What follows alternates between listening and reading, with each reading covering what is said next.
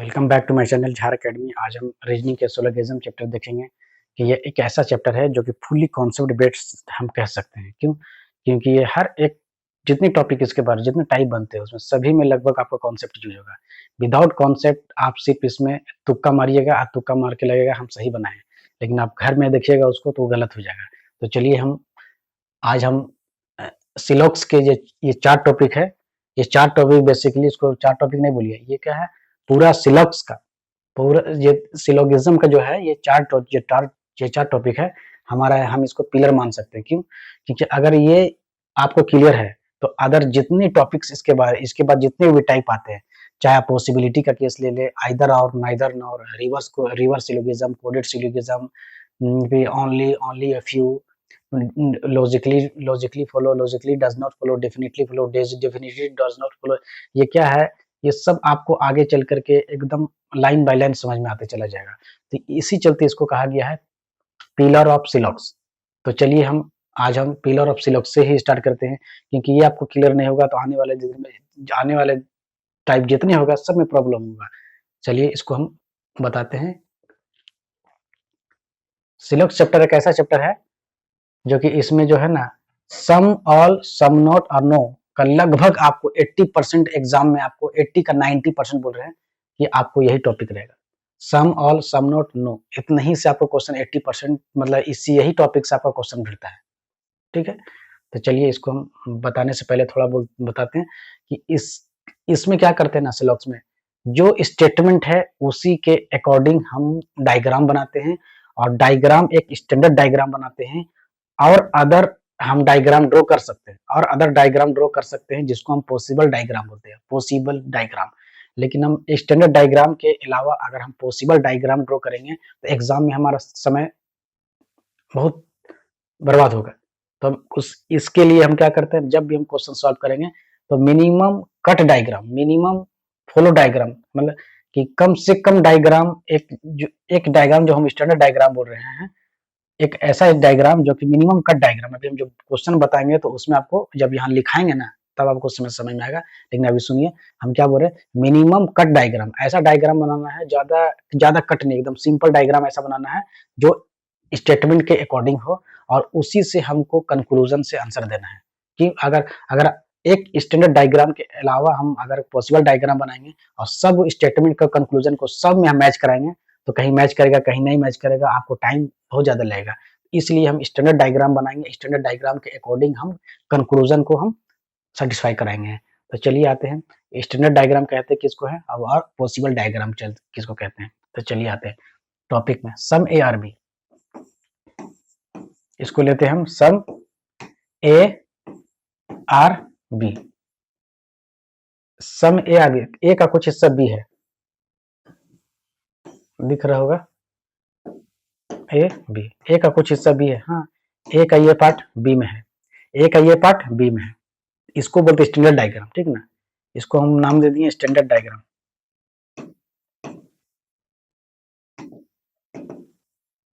Standard diagram इसके अलावा और कोई डायग्राम बन सकता है जिसको हम पॉसिबल डायग्राम बोल रहे हैं। देखिए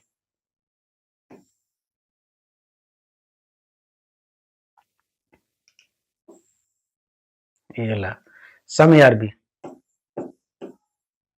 ए का कुछ हिस्सा बी में है। देखिए some A are B, A का कुछ हिस्सा बी में है। हाँ, ए का ये वाला हिस्सा जो है बी में है। देखिए सेटिस्फाई कर गया। सम ए आर बी, ए का कुछ हिस्सा बी में है। हाँ, ए का कुछ हिस्सा बी में है, तो ये फॉलो हो गया हमारा। देखिए ए वाला का बाउंड्री बड़ा है और बी का बाउंड्री छोटा है, तो बड़ा वाला बाउंड्री का ये वाला पार्ट, बड़ा वाला बाउंड्री जो ये वाला पार्ट एक्चुअली का ए का हिस्सा है, ए का भी हिस्सा है और बी का भी हिस्सा है। तो सम ए आर बी तो इसी में आ गया। अब आते हैं एक और बनाते हैं।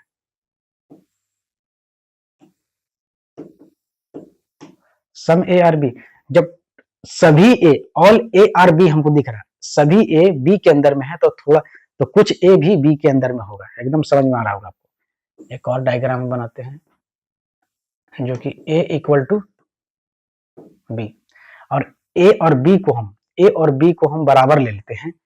जैसे ए का वैल्यू हम ले लेते हैं 100, बी का ले लेते हैं 100। जब दोनों का इक्वल है, ए इक्वल टू बी है, तो दोनों बराबर बराबर है, तो सम कुछ ए का हिस्सा तो बी में आएगा ही आएगा। चलिए हम क्या एक सम ए आर नोट बी का हम क्या बताएं, शॉर्ट में बोल रहे स्टैंडर्ड डायग्राम बनाए, some A are B standard diagram. हमको इसी से ही कंक्लूजन का आंसर निकालना है क्वेश्चन में हमको, लेकिन हम पॉसिबल डायग्राम इसलिए इसको हम ड्रॉ किए यहाँ पर, क्योंकि आपको एक दिमाग में आ जाए कि स्टैंडर्ड डायग्राम के अलावा भी किसी स्टेटमेंट का और हम डायग्राम बना सकते हैं, ठीक है। और हम इसका बनाने का मकसद क्या है, देखिए ये बन गया ना, और एक्चुअली क्या है ना, जब हम स्टैंडर्ड डायग्राम बना रहे हैं इसके अनुसार अकॉर्डिंग हम ये अदर डायग्राम बनाए हम, तो हमारा डायरेक्ट स्टेटमेंट है, सकारात्मक पॉजिटिव स्टेटमेंट में हमको कहने का मतलब है ना, सम ए आर बी, हम बोलेगा सम ए आर बी सही है, देखिए ये वाला सम ए आर बी सही, इसमें भी सही है, सम ए आर बी इसमें भी सही है, सम ए और बी, ये वाला ए बी में है, और ये वाला भी बी के अंदर में है।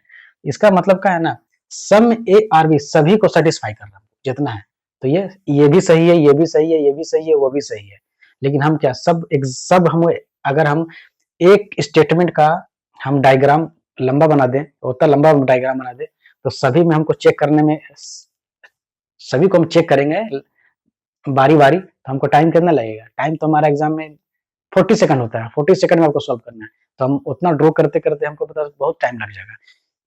इसीलिए हमको पॉसिबल डायग्राम को नहीं बनाना है, हमको एक स्टैंडर्ड डायग्राम, जो पहले हम बोले थे minimum cut diagram, minimum cut diagram या मिनिमम हमको फॉलो करना है डायग्राम को, तो ये डायग्राम हमको का मिनिमम कट, एक कट किए हैं हम बना दिए इसको, है ना, इसको बोलते हैं स्टैंडर्ड डायग्राम। इसके अनुसार हमको हमको कंक्लूजन देखना है, कंक्लूजन को देखेंगे, हमको फॉलो कर रहा है तो आंसर देंगे, नहीं कर रहा तो गलत हो गया, ठीक है ना।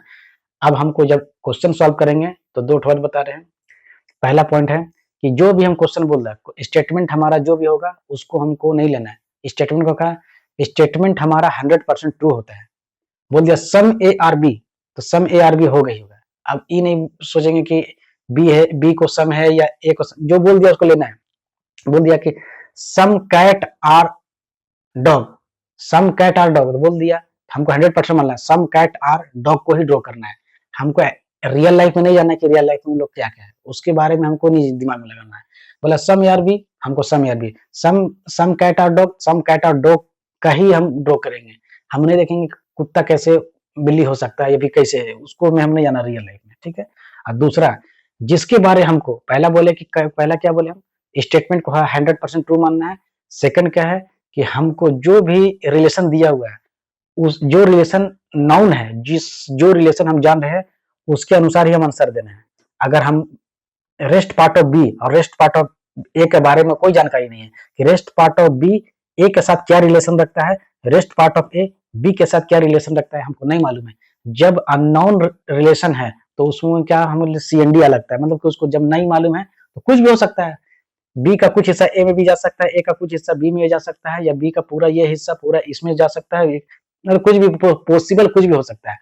तो उसमें हमको जब पॉजिटिव स्टेटमेंट रहेगा तो हमको क्या करेंगे, वो हमेशा वो गलत होता है। अब बोलेंगे कुछ ए बी में है तो सही है, सम ए बी में है, लेकिन रेस्ट पार्ट ऑफ बी और rest part of A, rest part of B में क्या रिलेशन है हमको नहीं मालूम है। जब दोनों में रेस्ट पार्ट ऑफ ए और रेस्ट पार्ट ऑफ बी में हमको कोई भी रिलेशन नहीं मालूम है तो अननोन हो गया। अननोन रिलेशन में हमको क्या करते हैं, उसको हम रॉन्ग करेंगे, ठीक है। जब आगे और टाइप बताएंगे CND का या फिर पॉसिबिलिटी का, तब थोड़ा सा आपको डिफरेंस वहां हल्का और क्लियर करेंगे। फिलहाल आपको जानना है जिसके बारे में रिलेशन नहीं दिया, rest part of A, rest part of B, rest part of A हमको अननोन है, हम किसके बारे में जिक्र नहीं किया गया तो हम उसको गलत लेंगे। तो चलिए आते हैं हम क्वेश्चन में। ऐसे सिलोगिज्म को हिंदी में बोलते हैं न्याय निगमन, है ना, लिख देते हैं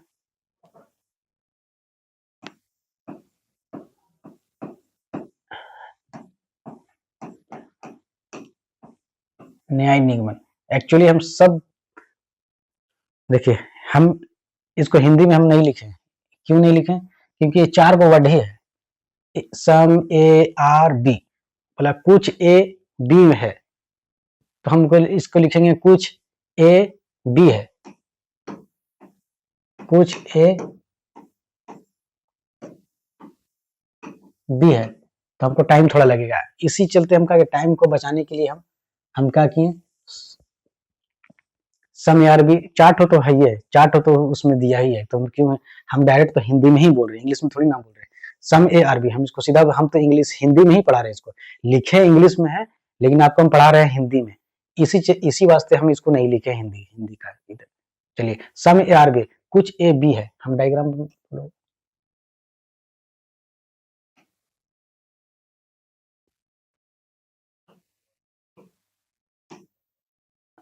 सम ए आर बी, देखिए some A are B, A का कुछ हिस्सा, ए का ये हिस्सा, ए का कुछ हिस्सा, ए का कुछ हिस्सा बी में है, सही बात, हम बना दिए, एक डायग्राम बना, इसी को बोलते हैं स्टैंडर्ड डायग्राम। अब पॉसिबल डायग्राम बहुत बनेगा लेकिन हम उसको उसमें नहीं जाएंगे, हम वो स्टैंडर्ड डायग्राम के अनुसार ही हमको कंक्लूजन को देखना है। Some A are B, A का कुछ हिस्सा बी में है, बन गया। अब आते हैं हम कंक्लूजन में। अब rest part of B, rest part of A and rest part of B हमको नहीं मालूम है ना। देखिए आप क्या बोला ना, सम बी आर ए, हाँ देखिए सम बी आर ए, हाँ सही है, बी का कुछ हिस्सा, बी का ये वाला हिस्सा ए में है, हमको क्योंकि स्टैंडर्ड डायग्राम को देखना है, आंसर देना है। अननोन जब रिलेशन रहेगा उसके बारे में हम कुछ नहीं कर सकते हैं, तो वहां गलत मारेंगे, ठीक है ना। Some A are not B, देखिए वहां क्या बोला है, सम ए आर बी है, बोला some A are not B, बोला some A are B, A का कुछ हिस्सा बी में है, यहाँ बोला some A are not B. जब भी हमारा स्टेटमेंट को कॉन्ट्राडिक्ट करेगा कोई भी कंक्लूजन, उसको हम गलत, जब ऑलरेडी बोल दिया सम ए आर बी है, ये बोला some A are not B, ठीक ना। Some B are not A, देखिए some B are not A, B का कुछ हिस्सा ए नहीं है, सम बी आर नोट है, बी का कुछ हिस्सा ए नहीं है, हमको नहीं मालूम है, सम बी कुछ बी का हिस्सा ए नहीं है, rest part of A, rest part of A के, rest part of B and rest part of A के साथ क्या रिलेशन रखते हैं हमको नहीं मालूम है, जहां नहीं मालूम है गलत, ठीक है ना।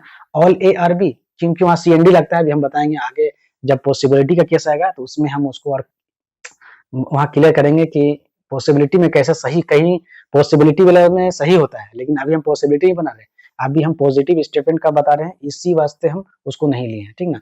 ऑल ए, आपको सिर्फ अभी देखना है जो रिलेशन नहीं मालूम है उसको गलत होता है। ऑल ए आर बी, सभी ए बी में है, नहीं, सम ए आर बी है, गलत। देखिए ऑल ए आर बी, सभी ए बी में है, नहीं, कुछ ए बी में है, गलत हो गया। ऑल बी आर ए, सभी बी ए में है, नहीं, कुछ बी ए जो है, कुछ बी ए में है, गलत। नो ए इज बी, कोई भी ए बी नहीं है, बोला कोई भी ए, कोई भी ए बी नहीं है, नहीं, ये वाला पार्ट तो ऑलरेडी बी है, कोई भी, इसका क्या, नो ए इज बी, कोई भी ए बी में नहीं है, नहीं, हमको तो सीधा दिख रहा है कि ये वाला पार्ट ऑलरेडी बी में है, इसी वास्ते ये गलत। अब देखिए नीचे, नो बी इज ए, कोई भी बी ए में नहीं है, नहीं, ये वाला पार्ट बी का ए में ऑलरेडी है, गलत। चलिए सेकंड देखते हैं, ऑल ए आर बी,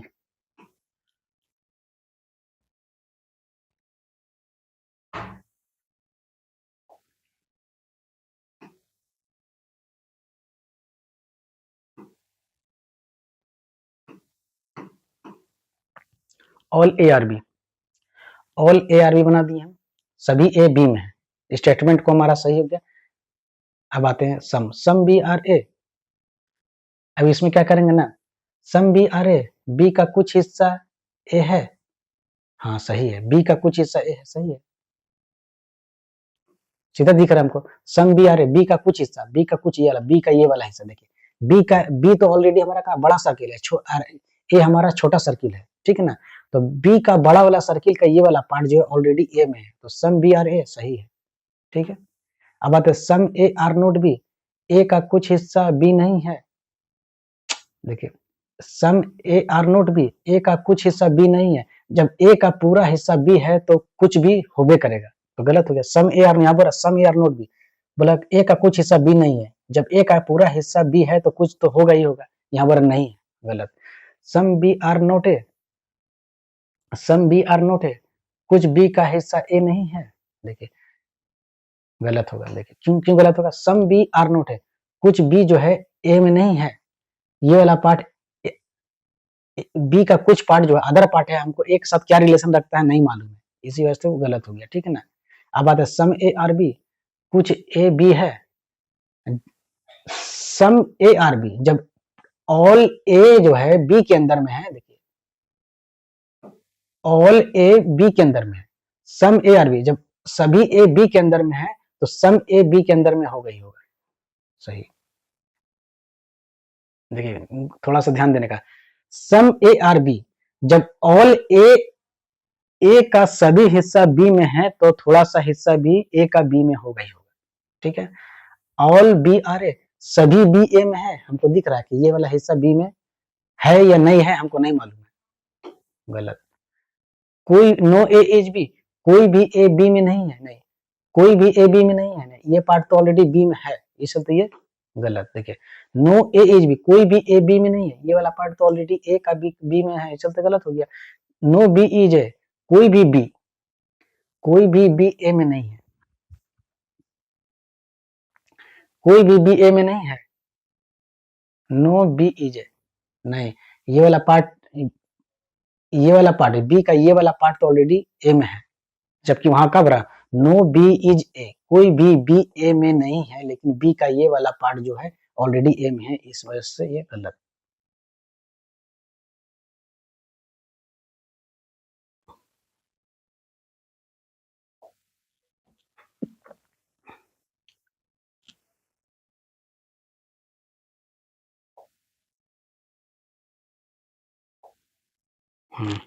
चलिए आते हैं some A are not B, some A are not B के बारे में थोड़ा बताते हैं। Some A are not B, इसका मतलब हुआ ए का कुछ हिस्सा, ए का पूरा 100 ले लेते हैं तो उसमें से कुछ हिस्सा बी में नहीं जाएगा।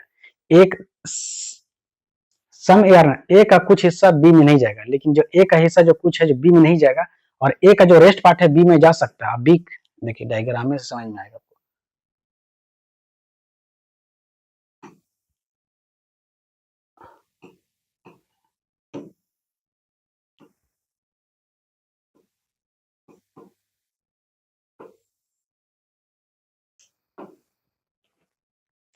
ए का कुछ हिस्सा, सम ए आर नोट बी, ये वाला ये पार्ट जो है some A are not B, यानी कि ये हिस्सा बी में नहीं जाएगा, कभी भी बी में नहीं जाएगा, ठीक ना।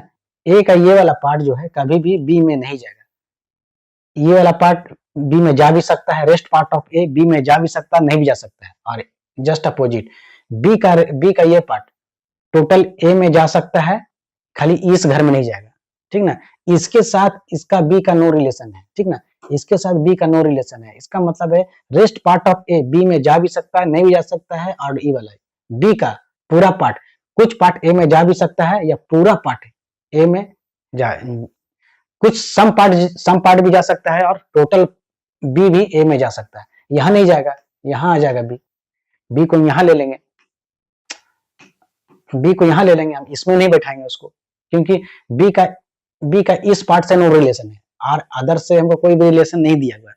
जहां नहीं रिलेशन दिया तो कुछ भी कर सकते हैं, हो भी सकता है, नहीं भी हो सकता है। जब ऐसा सिचुएशन है हम गलत लेते हैं। आप पॉसिबिलिटी जब हम बोल रहे हैं, बार बार बोल रहे पॉसिबिलिटी जब बताएंगे तब पॉसिबिलिटी का अलग केस होता है, ठीक है। अभी हम पॉजिटिव स्टेटमेंट को बता रहे हैं, सिर्फ उसको देखना है ना।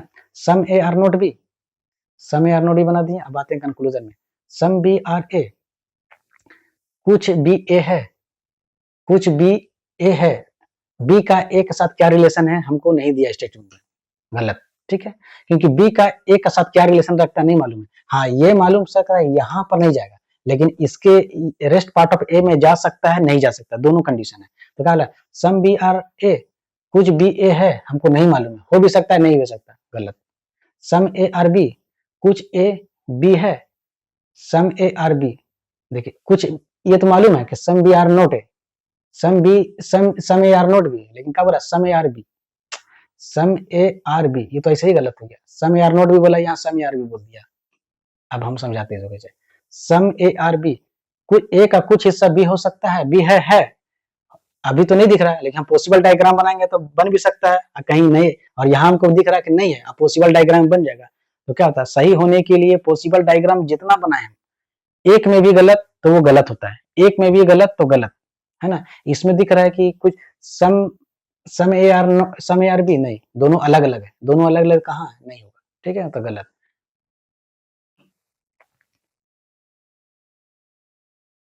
एकदम कहने का मतलब देखिए, इसी का समझते फिर अभी।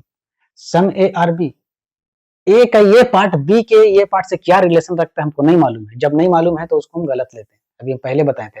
जब पॉसिबल वाला भी अगर आप लोग पॉसिबल बताएंगे तब हम वहां पर क्लियर करेंगे, है ना। अभी आपको पॉजिटिव स्ट्रिंग में दे रहे हैं, सिर्फ इसी को ध्यान में रखना है ना। क्या बात है, some B are not A, कुछ भी ए नहीं है, ठीक ना। Some B are not A, देखिए some B are not A, कुछ भी ए नहीं है, सम बी आर नोट ए, ये हो भी सकता है नहीं भी हो सकता है, दोनों अलग अलग बैठा है। बोला सम बी आर नोट ए, कुछ भी ए नहीं है, ऐसे ही गलत हो गया, ठीक है। ऑल ए आर बी, सभी ए बी में है, नहीं।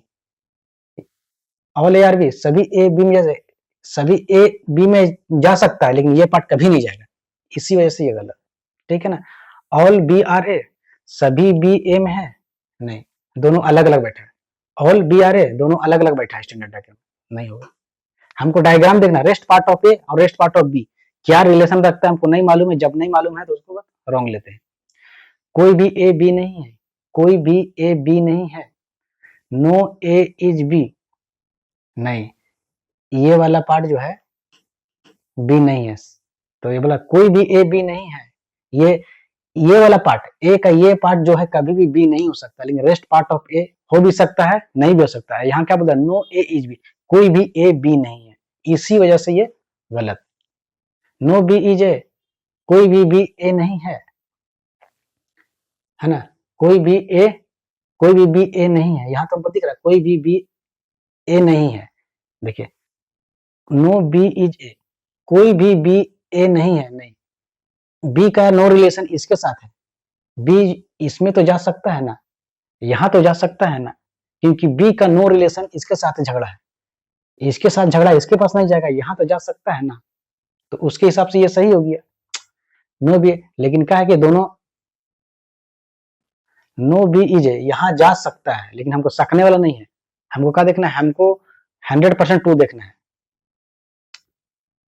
नो बी इज ए, बार बार हम बताने की कोशिश कर रहे हैं, देखिए क्या है ना, नो बी इज ए, कोई भी बी ए नहीं है, नो बी इज ए, कोई भी बी ए नहीं है। यहाँ देखिए, यहाँ से गया, यहाँ से यहाँ जा रहा, कहीं रोक रहा है, यहाँ नहीं जाएगा, यहाँ जा सकता है, तो इसी वजह से ये गलत हो गया। जो कि क्वेश्चन बोला नो कोई भी बी ए नहीं है, अरे भाई इसके साथ नो रिलेशन है, यहाँ तो जा सकता है ना, ठीक नहीं, गलत। अब आते हैं लास्ट टॉपिक। लास्ट टॉपिक हमारा क्या है,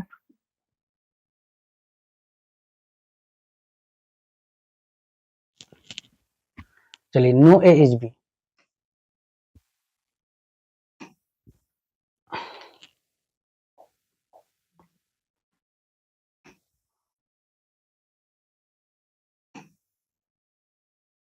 नो ए इज बी,